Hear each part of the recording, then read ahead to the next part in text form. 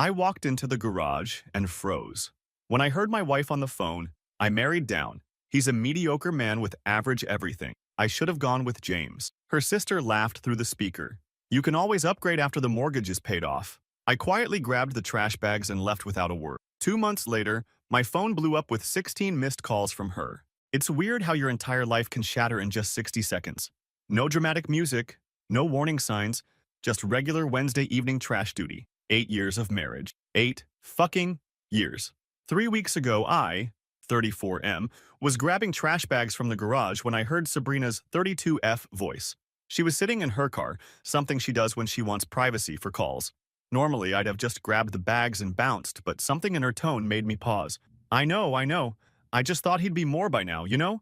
Like, we're in our 30s and he's still just there. Same position, same salary range. When I see what James has accomplished, that's when my blood turned to ice. James. The ex she claimed was ancient history. Her sister Pamela laughed through the speaker. I couldn't make out every word, but what I did hear was plenty. You can always upgrade after the mortgage is paid off. Then Sabrina said it. The words that keep playing in my head at 3 a.m. I married down. He's a mediocre man with average everything. Average looks, average ambition, average everything else too, if you know what I mean. More laughter. I stood there, trash bags in hand, completely fucking frozen. Like literally couldn't move. Ever had that feeling where your body just shuts down? That. Eventually, I grabbed the bags and left without a word. She never even knew I was there. That night at dinner, she smiled and asked about my day like nothing happened. I smiled back and lied. Just the usual. You guys ever had to sit across from someone who's just emotionally gutted you and pretend everything's fine? It's a special kind of hell. The next 2 weeks were educational. I started paying attention, really paying attention. Like how Sabrina always put her phone face down now. How she'd been working late twice a week for the past 3 months. How she'd get texts that made her smile in that specific way, then quickly erase them. I'm not proud of what I did next, but fuck it. We're past pride at this point. While she was showering, I checked her phone. Took me 3 tries to guess her passcode. Her childhood street number, BTW. Not exactly NSA level security. There it was, James.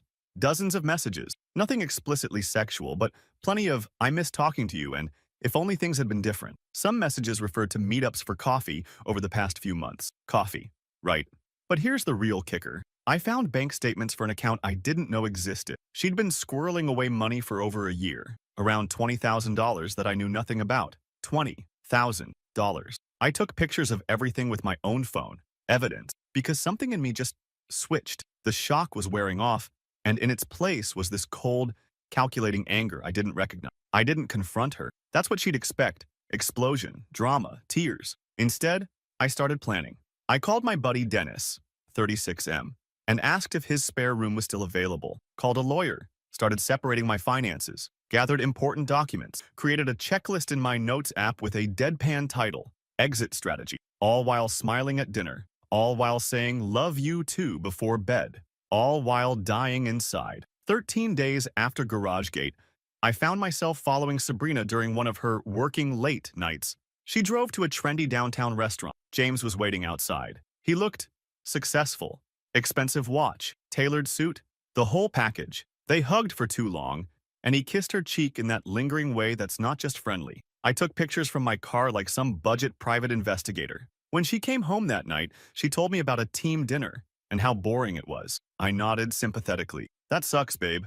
I wish I could say I was some Zen master through all this, but I wasn't. I'd lock myself in the bathroom and just sit on the floor trying to breathe. I lost 6 pounds in 2 weeks because food tasted like nothing. I'd stare at the ceiling listening to her breathe beside me, wondering how I could have been so fucking blind. 8 years. Our wedding photos still hung in the hallway. Photos of 2 people who didn't exist anymore. Maybe never did.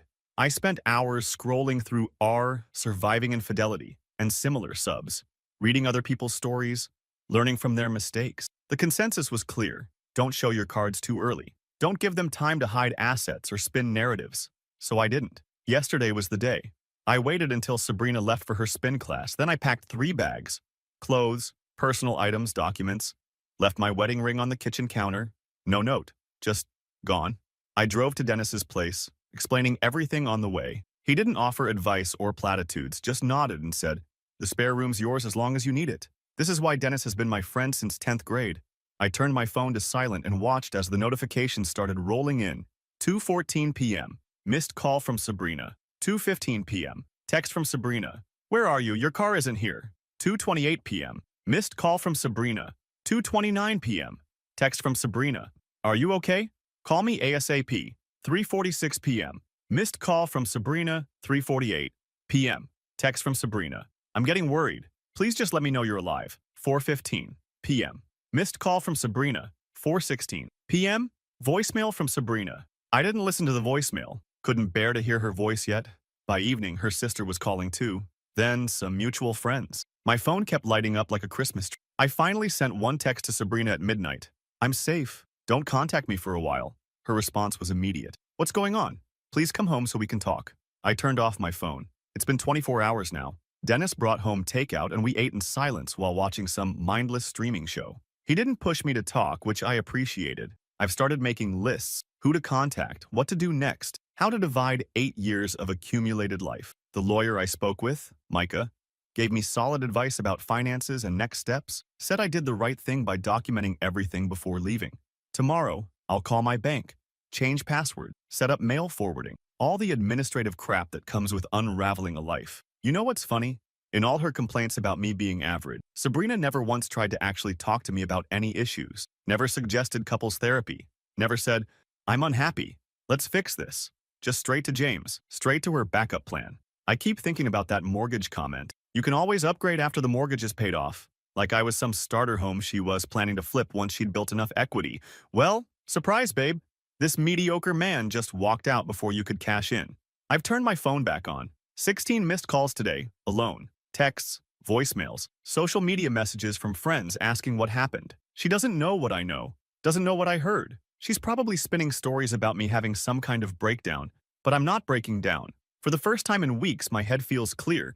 There's a strange power in having nothing left to lose. This is just the beginning. I haven't even started yet. Update 1. The support has been weirdly helpful, like thousands of internet strangers validating that I'm not crazy helps somehow.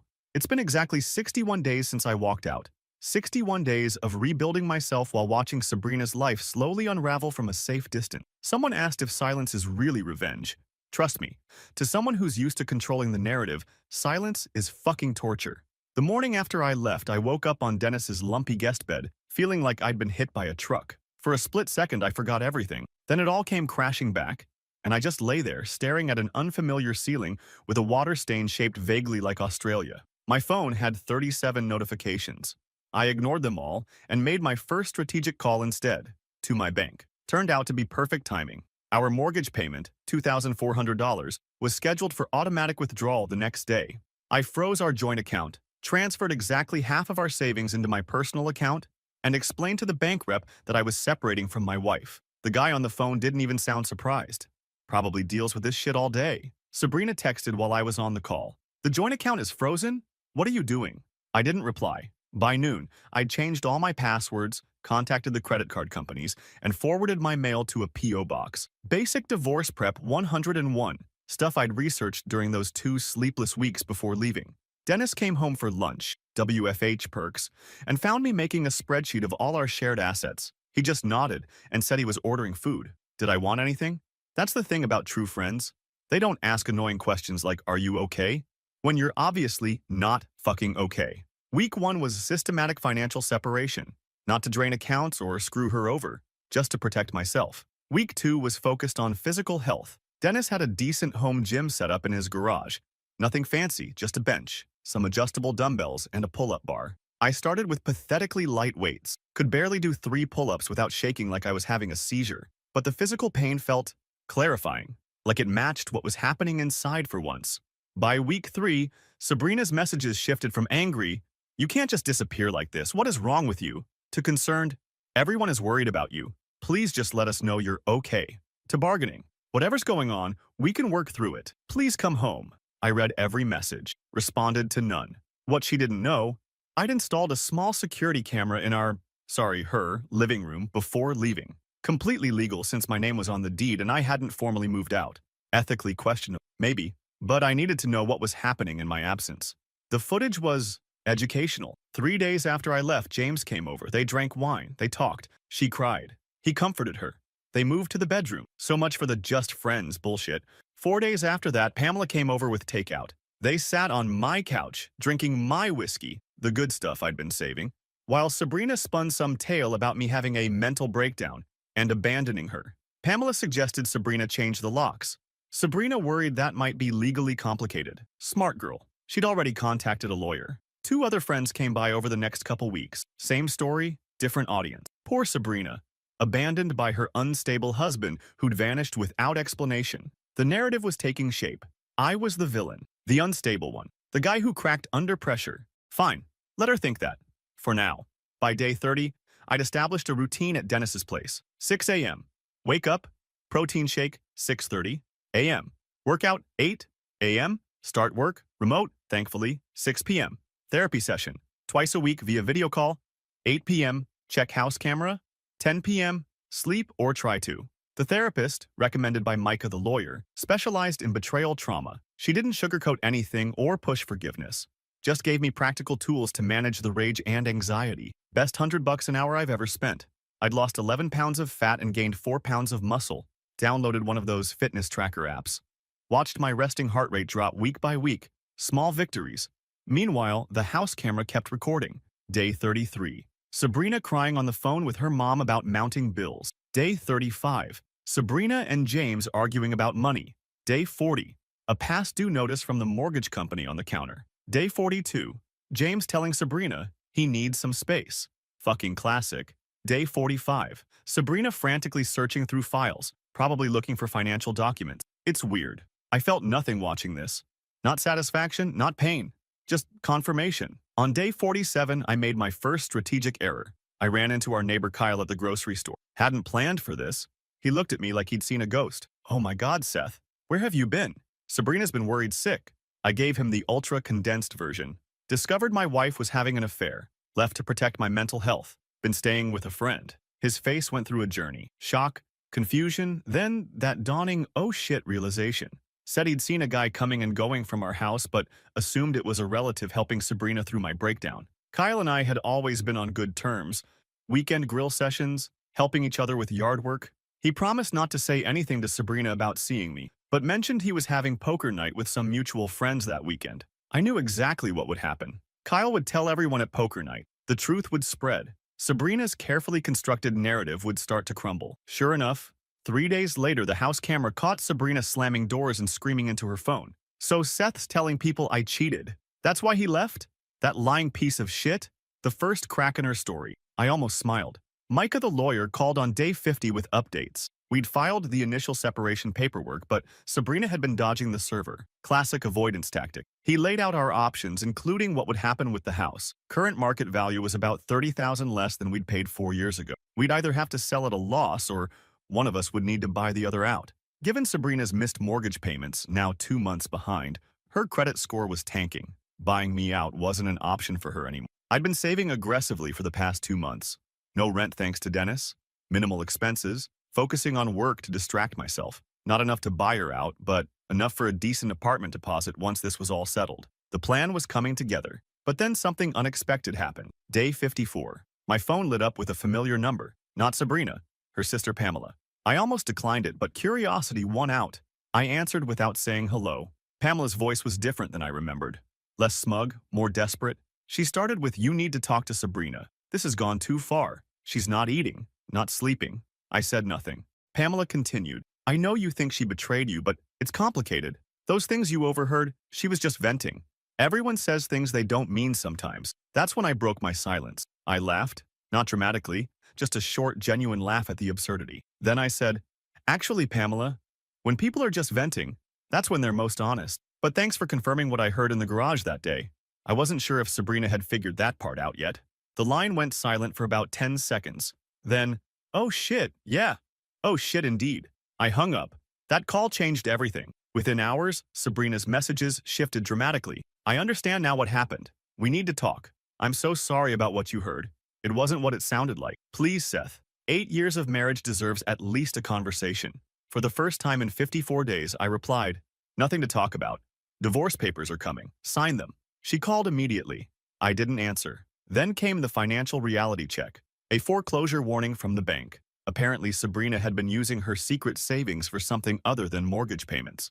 The camera caught her pacing, crying, frantically making calls. James didn't come over anymore. Funny how quickly upgraded men disappear when the situation gets complicated. Day 60. The server finally caught Sabrina at work and delivered the divorce papers. She came home and threw them across the living room, then sat on the floor and cried for 45 minutes. I watched through the camera app, feeling that same strange emptiness. What I'd expected to feel like victory just felt hollow. That night, I did something I hadn't done in 2 months. I drove by our house, just once, slowly, at 11 p.m. The lights were on. Her car was in the driveway, along with another I didn't recognize. Not James's. I parked down the street and waited. 20 minutes later, a woman emerged, Marion, one of Sabrina's friends from her book club. They'd never been particularly close before. Interesting development. When Marion left, I used my key, never changed the locks after all, and entered the house for the first time in 2 months. Just to retrieve the camera, I didn't need it anymore. The house smelled different, looked different. Mail piled up, dishes in the sink, a half-empty bottle of something cheap on the coffee table, not the meticulously kept home I'd left. I grabbed the camera and was heading out when I heard a soft, "Oh my God," from the stairs. Sabrina stood there in an old t-shirt and sweatpants, hair unwashed, eyes swollen. For a second, we just stared at each other. Then she whispered, "You look different." I just nodded. 60 days of working out and actually sleeping will do that. She took a step down. I took a step back. Then she said it. "I'm sorry. I know you heard me that day in the garage, and I know about the camera. Marion helped me find it last week. I deserve all of this." I didn't feel the satisfaction I'd expected, just tired. I put the camera in my pocket and turned to leave. "Wait," she said. "I know I have no right to ask anything of you, but can we talk? Just once, before the lawyers take over everything?" I looked at her, really looked at her, for the first time in 2 months. This woman I'd loved for 8 years. This stranger who'd called me mediocre while planning to upgrade. "Fine," I said. "Coffee shop on Main, tomorrow, 2 p.m., come alone." Her face showed something like hope. I felt nothing. As I walked out, my phone buzzed 16 times in rapid succession. Missed calls from earlier that day that were just now coming through, all from Sabrina. The cell reception in the house had always been shit. 16 missed calls, full circle. I got in my car and drove away, wondering what the hell I was going to say to her tomorrow. 61 days of calculated silence. And now I needed to find the right words. But this time, it would be on my term. Finally, update. I arrived at the coffee shop 30 minutes early. Not from anxiety, pure strategy. Needed time to pick the right table, corner, back wall, full view of the entrance, and get mentally centered. The barista already knew my order. Black coffee, no sugar. I'd been coming here every morning for the past 2 weeks. Small routines, tiny footholds in a life that had become unrecognizable. While waiting, I scrolled through your comments on my last post. The opinions were divided, to say the least. "Don't meet her. It's a trap. Record everything. Everything. Just ghost her forever, King. She's gonna try to manipulate you. Stay strong." I appreciated the support, but this wasn't about revenge anymore. Strange how 60 days of rage can suddenly collapse into something quieter. Not forgiveness, just clarity. At 1:58, Sabrina walked in. 2 minutes early. She'd always been punctual. One of the things I'd loved about her. She scanned the room, spotted me, hesitated. I noticed 3 things immediately. She'd lost weight, too much, her clothes hanging loose, no makeup, hair pulled back, the antithesis of her usual put-together self. She was carrying a thick manila folder. As she approached, I remembered the first time I'd seen her, at a friend's housewarming, laughing by the snack table, 8 years and a lifetime ago. She sat down without ordering, hands shaking slightly, said my name like a question. My prepared opening line evaporated. Instead, I just pushed the recorder on my phone across the table and hit start. Old-school voice memo app. Not hidden, fully visible. She nodded, understanding without explanation. Fair enough. The conversation that followed wasn't what I expected. I'd imagined dramatic apologies, tears, maybe even pleading, prepared counters for manipulation tactics I'd read about online. Instead, she spoke quietly, methodically, said she'd spent the past month in therapy herself, 3 times a week, paid out of pocket since our insurance only covered limited sessions. She'd printed out a timeline of our relationship, including when things had started to go wrong from her perspective. 2 years ago, when I'd turned down a potential promotion that would have required relocation, she'd felt stuck, resentful, never said it directly. Instead of talking to me, she'd reconnected with James through social media. Just messages at first, then coffee, then more. As she spoke, I sipped my coffee, watching her over the rim. The strange thing was how ordinary it all sounded. No grand passion, no sweeping romance. Just 2 flawed people making shitty choices. Her affair with James wasn't some epic love story, just garden variety selfishness. The garage conversation? She didn't deny any of it. Said she'd been performing for her sister, trying to sound more decisive and less confused than she actually felt. Pamela had always thought Sabrina settled for me. Sabrina had been playing to that audience. Not an excuse, she clarified, just context. I let her talk for 23 minutes without interruption. Then I reached into my own bag and pulled out my evidence folder. Bank statements, screenshots, photos of her with James. Placed them on the table one by one, not dramatically, just matter-of-factly, like laying out tax documents. Her eyes widened at the photos. You followed me? I shook my head. Parking lot security camera. Friend works there. A lie, but a necessary one. No need to reveal all my methods. Then I played the audio. The garage conversation I'd recorded on my phone that day. The day everything changed. Hearing it again after all this time was strange, like watching a car crash in slow motion when you already know the outcome. I married D0wn. He's a mediocre man with average everything. Her face crumpled. She didn't try to explain it away this time. I stopped the recording and finally spoke at length. Told her how those words had replayed in my head for months. How they'd fundamentally changed how I saw myself. Our marriage, her. You don't recover from something like that, I said. There's no version of us after those words. She didn't argue, just nodded slightly, eyes down. Then she opened her manila folder, financial document, mortgage statements, credit reports, bank letters. The reality was stark. We were underwater on the mortgage by $27,000. Her credit score had tanked to 540. Mine was holding at 728. The bank had started foreclosure proceedings. This is where things got truly surreal. Instead of begging for reconciliation, she laid out a pragmatic proposal. She would sign the divorce papers without contest. She would agree to sell the house. She would take full responsibility for the affair in writing, removing any fault consideration. In return, she asked for three things.